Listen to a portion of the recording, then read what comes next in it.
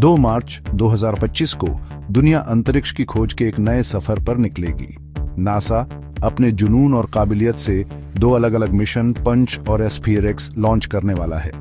ये दोनों मिशन अलग-अलग काम करेंगे, लेकिन इनका एक ही मकसद है, ब्रह्मांड के राज खोलना और इसमें हमारी जगह को समझना।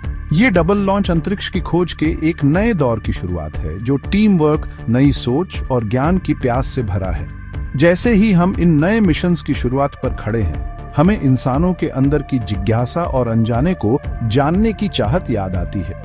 काउंटडाउन शुरू हो गया है और सब बेसब्री से इंतजार कर रहे हैं। दुनिया भर के वैज्ञानिक, इंजीनियर और अंतरिक्ष प्रेमी इस लॉन्च का इंतजार कर रहे हैं। उनके दिल उत्साह और थोड़े से डर से भरे हैं। स्टेज तैयार है, सब कुछ रेडी है और ब्रह्मांड इंतजार कर रहा है। पहला मिशन पंच, जिसका पूरा नाम है polarimeter to unify the corona and heliosphere. इस मिशन का काम है हमारे सौर मंडल के सबसे रहस्यमयी चीजों में से एक, सूरज के कोरोना के बारे में जानना। कोरोना, जो सूरज के चारों ओर एक बहुत ही गर्म प्लाज्मा का वातावरण है, वैज्ञानिकों के लिए एक पहेली बना हुआ है। इसका तापमान सूरज की सतह से लाखों डिग्री ज्यादा है, जो समझ से परे है। पंच इस राज को सुलझाने की कोशिश करेगा, यह देखकर कि कोरोना कैसे काम करता है और सौर हवा के साथ कैसे मिलता है। इसके लिए पंच 4 सूटकेस जितने बड़े उपग्रह पृथ्वी की कक्षा में भेजेगा। ये छोटे छोटे ऑब्जर्वेटरी साथ मिलकर कोरोना का लगातार 360 डिग्री व्यू देंगे। कोरोना से निकलने वाले प्रकाश के ध्रुवीकरण का विश्लेषण करके पंच इस रहस्यमयी चीज का एक पूरा 3D नक्शा बनाएगा।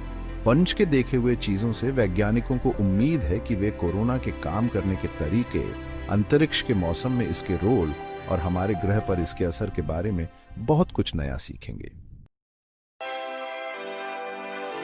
जहां पंच हमारे सूरज के आसपास देखेगा, वहीं एस्पिरेक्स ब्रह्मांड के विशाल क्षेत्र का नक्शा बनाने जाएगा।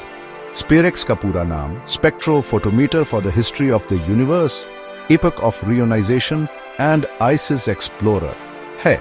जैसा इसका नाम है, वैसा ही इसका मिशन भी बड़ा है। इस मिशन का लक्ष्य है पूरे आकाश का इंफ्रारेड लाइट में एक पूरा नक्शा बनाना।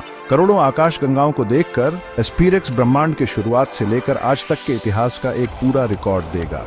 एस्पिरेक्स की इंफ्रारेड दृष्टि इसे गैस और धूल के बादलों के पार देखने में मदद करेगी, जिससे ऐसी छिपी हुई चीजें और प्रक्रियाएं दिखाई देंगी जो आम टेलीस्कोप से नहीं दिखती। इंफ्रारेड में देखने की इस क्षमता से एस्पिरेक्स बिग बैंग की धीमी चमक का अध्ययन कर पाएगा, दूर के तारों और आकाश गंगाओं के बारे में जान पाएगा और अंतरिक्ष में जीवन के मूल तत्वों की खोज कर पाएगा। एस्पिरेक्स का इकट्ठा किया गया डेटा खगोलविदों के लिए एक खजाना होगा, जो आकाश गंगाओं के बनने और विकास, डार्क एनर्जी और ब्रह्मांड में पानी और जीवन के लिए जरूरी अन्य चीजों के बारे में बहुमूल्य जानकारी देगा। चौथा भाग 2 मिशन, एक रॉकेट कम खर्चा, नई सोच।